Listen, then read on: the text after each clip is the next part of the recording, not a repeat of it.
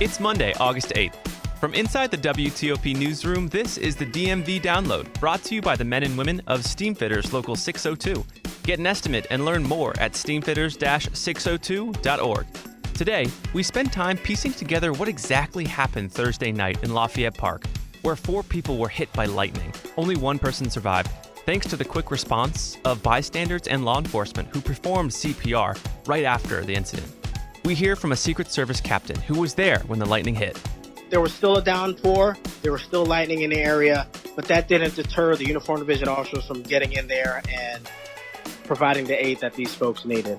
And in light of this deadly natural disaster, we hear from a meteorologist and lightning expert to better understand this powerful force of nature that's become so familiar to us this summer storm season.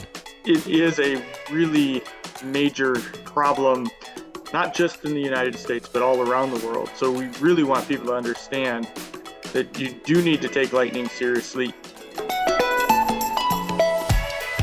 Thanks for joining us. I'm Luke Garrett. Megan Cloherty is off today. On Thursday night, breaking news. There's been an apparent lightning strike in Lafayette Park in northwest D.C. The fire department says 4 adults have been taken to the hospital with life-threatening injuries. And by the next morning, just in the WTOP, we have learned that 2 of the people who were struck by lightning overnight near the White House have now died. D.C. police confirmed to WTOP that an elderly couple from Wisconsin was pronounced dead overnight after they were struck by lightning yesterday evening during the storms. The tragic news continued into Friday night. And we have breaking news now on WTOP. We've just learned that a 3rd person has died in last night's lightning strike in Lafayette Park near the White House. The 3rd person to die was a 29-year-old man. D.C. police say he was among a group of 4 people struck by lightning near a cluster of trees last night. Also killed a couple from Wisconsin. They were in their 70s. 1 other person is fighting for life this afternoon. The lone survivor, 28-year-old Amber Escudero Contustasis of Newbury Park, California, is still recovering and is listed in stable condition. Her family says it was her birthday Thursday, and before she was hit by the lightning, she spent the day canvassing in front of the White House for donations for Ukrainian refugees. In a post on Facebook, her mom says Escudero Contustasis is now able to breathe on her own, and she took her first steps on Sunday. She still suffers from severe burns and short-term memory loss. A GoFundMe page went up Friday to help pay for Escudero Contustasis' medical bills and her uncertain road to recovery. But what remains clear is that the quick action by Good Samaritans and law enforcement helped save her life. They started performing CPR right after the victims were hit by lightning. Vito Maggiolo with DC Fire says this care was essential. We want to make note of the fact that uniformed officers from both the United States Secret Service Uniform Division as well as the United States Park Police who witnessed this lightning strike, we want to thank them for immediately responding to the scene and rendering aid. A Secret Service captain on the scene talked to WTOP about what happened and what he saw. My name is Jean-Philippe Charles. My rank is captain, and I'm a watch commander here at the White House branch. At the time that the lightning strikes occurred, I was actually indoors, but I can see that there was a heavy downpour. So as soon as I heard the call, I immediately grabbed my rain jacket and started making my way to Lafayette Park. So by the time I got up there, we had multiple officers already on scene, as well as civilians who just happened to be in the park as well. They were all in there administering CPR. We had AEDs being brought to the scene and applied to the individuals. They were all in the proximity of the base of the tree. There was still a downpour. There was still lightning in the area, but that didn't deter the Uniform Division officers from getting in there and providing the aid that these folks needed. But how and why did this all happen? For answers, we turn to Chris Vagasky. He's a meteorologist and lightning data and safety specialist with the National Lightning Safety Council. Chris, thanks so much for being here. Yes, thanks for having me. So, Chris, let's start with this Lafayette Park incident. Now it has killed 3 people. What do we know about this strike? On Thursday, August 4th, severe thunderstorm popped up just west of Washington, D.C. and moved across in kind of the early evening hours. And at about 6:49 p.m., the National Lightning Detection Network, which is a network of lightning sensors all around the United States that detect both cloud-to-ground and in-cloud lightning all around the United States, detected a lightning flash at Lafayette Park that struck a tree where several people were seeking shelter from the storm that had just moved in. And when you say flash, I know there was video of this incident that showed this bolt breaking up into 6 different bolts. Is that what that means? Yeah, so when you look outside and you see a cloud of ground lightning flash, it often looks like it's flickering. That flickering process is because lightning is made up of strokes. We detect the individual strokes, which are what looked like those 6 individual bolts. It's just different surges of electricity coming from the cloud to the ground. And you mentioned it hit the tree. There are photos now of that tree where the people were, taking shelter under.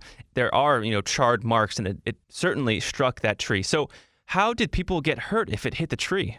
There's multiple ways that people can be injured or struck by lightning if lightning first hits another object. So the tree suffered what we call a direct strike, which is the lightning actually struck the tree.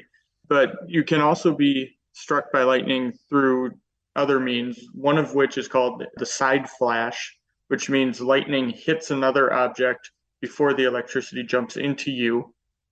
There is the ground current. So the lightning hits the tree, electricity goes into the ground, and then spreads out for a number of feet away from where it initially struck. Then there is conduction. So if a person is leaning up against the tree and the lightning strikes the tree, they are in contact then with the electricity, and so the electricity comes right into them. And then there's another method which is known as an upward streamer. So for the tree to be struck by lightning, it has to send up electricity to meet the electricity that's coming out of the sky. But humans can do that as well if there's an electric field around them. So that's another way that people could be struck. But in this case, it sounds like depending on how close they were to the tree, it would either be conduction if they were leaning up against it, or a side flash if they were kind of right next to it. And as best you can, for those of us sitting outside kind of the scientific realm and knowing about charges and how all those things work, how does a lightning flash, a direct hit, go into a tree and then jump to a person, a human? Lightning is a very, very powerful electric shock. So if you've ever walked across a carpeted floor in the wintertime and you touch a doorknob and you get that shock, you just created a very small version of lightning. Lightning is millions of times stronger than that little shock that you get. It's thousands of times more powerful than the electricity that runs through your walls. So an electric outlet has about 15 to 20 amps of current. Lightning has 15 to 20,000 or more amps of current. So it's extremely powerful. There's a lot of electricity running through there that's trying to get to ground. So if a tree is struck by lightning, the electricity is going to go through the tree, it's going to go into the ground, but it can also try to find other paths to ground. And if you're right next to that tree, that electricity can jump from the tree to you to then continue down to the ground. And so let's, transition right into how do we make sure that doesn't happen? How do we avoid kind of those 4 types of electrical transference, if that's the right way to say it? How do we avoid that if we're caught in a thunderstorm? Yeah, the lightning safety community preaches a couple of things. One is there's no safe place outside during a thunderstorm. And 2, when thunder roars, go indoors. So anytime that you're outside and there's thunderstorms in the area, you need to start heading to a lightning safe place. And what we consider a lightning safe place is a fully enclosed metal vehicle. So a car, a van, a truck that has metal all the way around it and a metal roof. So don't get into a golf cart, don't get into a convertible. Or you go into a substantial building. And a substantial building is something that has pipes and electrical in the walls. When you're in one of those 2 safe places, the electricity travels through the metal shell of the car or through the wiring and piping into the ground, and it keeps you enclosed and keeps you safe. And so, let's say we're in a situation where that's not possible if we're out in a field. Is there anything to do at that point? Yeah, if you are kind of out in the open, what we always recommend is that you move immediately towards that lightning safe place. No matter what the distance is to it, if you have to walk, to half a mile, you just keep moving towards that safe place. Lightning isn't that big. It's only about 1.5 inches in diameter. So it's a very small process. So as long as you keep moving towards that safe place and you don't go near something that's more likely to be struck by lightning, like a tall tree or something like that, you can usually get significant headway towards being a lot safer. A lot of people still like to recommend what is known as the lightning crouch, which is when you try and make yourself as low to the ground as possible. But that doesn't actually minimize your chances of being struck that much. So it makes much more sense to walk or run quickly towards that lightning safe place. Got it. So it sounds kind of like an active posture. Yes. And, circling back to lightning, can you kind of put into context why it should be really respected? How powerful are we talking here?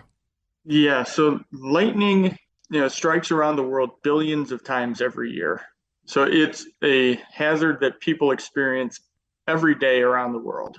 It's probably the most common natural hazard that people come across in their life. We mentioned that lightning is thousands of times more powerful than the electricity that runs through your walls. And we have grown up knowing you don't stick your finger in the outlet, you don't, come near that electricity. Lightning is significantly more dangerous than that electricity in your walls. It's hotter than the surface of the sun, so it's 50 to 55,000 degrees Fahrenheit. We get hot when it's 100 degrees. This is, thousands of times more hot than that. And Chris, how would you respond to someone who says, look, there are risks every day, on my drive to work. Why should I be, hyper vigilant of lightning when the chances are so low of me getting struck? Lightning causes about 24,000 fatalities around the world every year and 250,000 injuries. So it is a really major problem, not just in the United States, but all around the world. So we really want people to understand that you do need to take lightning seriously, even though your chances overall are low of getting struck.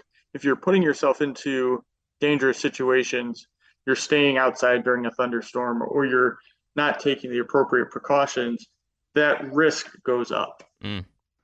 Well, Chris, thank you so much for walking us through, the Lafayette Park, the tragic Lafayette Park incident, and what we should do moving forward. Thank you. Yep, thank you. And after the break, I talked to a WTOP golf enthusiast about new developments regarding municipal golf courses in D.C. and how 3 of the world's top golf architects are actually going to renovate these courses. Backed by the experience of its hardworking members, Steamfitters Local 602 is ready to take on your next commercial, heating, cooling, HVAC, or refrigeration project. Steamfitters Local 602 adds value to our community through its partnerships with local contractors and building owners, all while keeping the focus on improving the lives of its members and their families throughout the DMV. For work that's on time and on budget, go to steamfitters-602.org to schedule your next project. That's steamfitters-602.org. Steamfitters Local 602. Changing lives. Thanks for listening to the DMV Download. If you like this show, give us 5 stars and leave us a review on Apple Podcast. We love hearing from you guys, and your reviews really do help other listeners find this, our area's only in-depth daily local news podcast. And thank you for making us a part of your day. And before we go, and by we, I mean Thomas Robertson and I. He is the AP at WTOP. Welcome, Thomas. How are we doing? We're doing well. So, Thomas, I brought you in here to talk about golf in the D.C. area. And most people might think of it as kind of like a country club kind of deal. If you've never golfed, don't think about golf. But there's actually a lot of municipal or muni courses here in the D.C. area that are pretty good. So tell us what you know. Yeah, that's one of my biggest gripes with the game of golf is that it can come off as too exclusive. And it's certainly a valid criticism, but I think that some of these courses, especially in DC, do a really good job of trying to make the game accessible for people and for DC residents, which is a really, really great thing. And some of the best examples are the 3 municipal courses in DC, and my favorite being East Potomac. And what's great about it is you can play an 18-hole full course within the city limits of DC, right next to the Washington Monument on East Potomac Park, right on the Potomac River. It's really an interesting, it's an incredible experience, really, not something that you would, that I'm too used to being from Lynchburg playing golf. You have to go out to the burbs, out to the woods to play golf. But it's right there. It's right there in the city. It's like 20, if you want to walk 18, it's like $25. Oh, wow. Really cheap. I mean, and to get that kind of experience, you come down 16, 17, 18, coming down the end of the back nine, you're looking right at the Washington Monument while you're playing golf. Wow. So, really, really cool course. Langston, I've played one time as well. Langston is one of the other 3 DC Muni courses, which is just packed with history. That's really one of the best things about Langston, and done so much to grow the game within the city, especially for young black golfers in the city. Each hole is actually named after a black professional golfer at Langston, 18th obviously being the one and only Tiger Woods. So also a really, really cool course. And never played Rock Creek. I played Rock Creek. You've played Rock Creek. I have, yeah. So. I grew up like a stone's throw away from that course. And you are in the thick of it. I mean, you lose balls all the time, but it's all right. I mean, it's a challenging course because you really, the fairways are just narrow because there's trees, a hallway of trees. Right. But it's a fun course. I got to get out there. But one of the really other cool, exciting things happening is that all 3 of those courses are being redesigned as part of this big project. The National Links Trust won a contract with the city to redesign all 3 courses and maintain all the courses. And some really big names in the golf world and the golf course architecture world. Tom Doak at East Potomac, Hanson Wagner at Rock Creek, and Bo Welling at Langston. Those three groups responsible for some of the top courses in the country. So yeah, I was like seeing world renowned and like world's best when I was looking up these guys' names. Absolutely, absolutely. So why are they doing it municipal? Like I just think it's an opportunity. Like I said, these 3 courses, so much history associated with them, and in the nation's capital, I think just it's one of those things where these guys are kind of wanting to give back to the game and really create a project that's going to give back and get more people involved in the game of golf, which is always a good thing. And the sport is just blowing up after the pandemic. I mean, so many people are playing now, so the demand is there. Yeah, absolutely. I've seen it myself going out. I just love to play municipal courses. I go out by myself and I'll get paired up with random people. And I've met plenty of people just in the past couple of years that just started getting out during the pandemic. It's beautiful to see. Yeah. I love it. Wow. Yeah. Well, Thomas, thanks for giving us the latest on Muni courses in DC. I love coming on. Thanks for having me. You bet. And that'll do it for us today on the DMV Download. We're sponsored by Steamfitters Local 602.